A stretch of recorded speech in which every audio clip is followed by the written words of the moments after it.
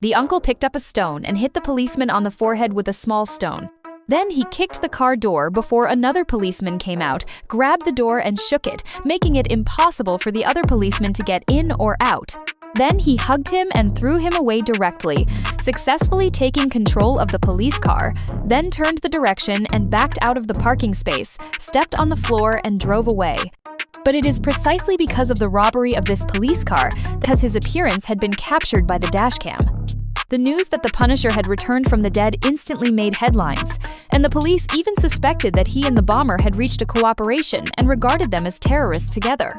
Frank couldn't help but cursed his bad luck and quickly called his comrade Russell to tell him that Louis was going to the hotel to assassinate Peggy.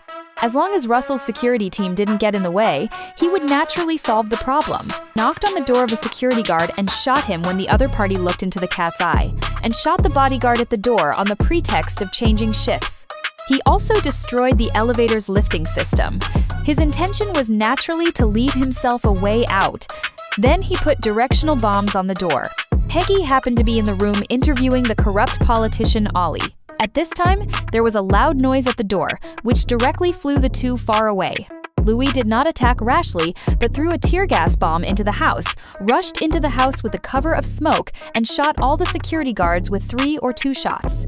Peggy was hiding behind the sofa, but Ollie deliberately led Louis to Peggy in order to survive, and kept shouting, "Don't kill, I will kill him if I want to." Fortunately, at the critical moment, Frank arrived in time and used his body to block the bullet for Peggy. Then he started a gunfight with him and covered their retreat.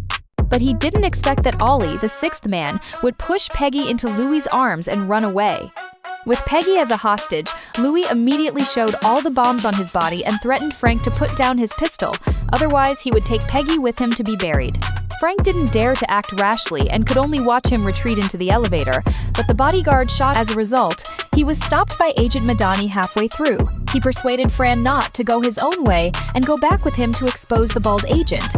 Frank didn't have time to argue with him, so he put his head against the muzzle of the gun, pretending to kill him. Anyway, he had to rescue Peggy no matter what.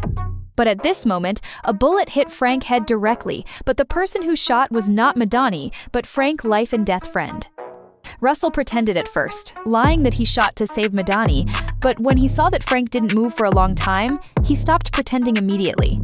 It was war, dinner, and you only crime and words to lose. But what Russell didn't know was that Frank just had a little skin scrape, and it was nothing serious. And he finally saw Russell's true face. But now is not the time to settle the score. The most urgent task is to rescue Peggy. Fortunately,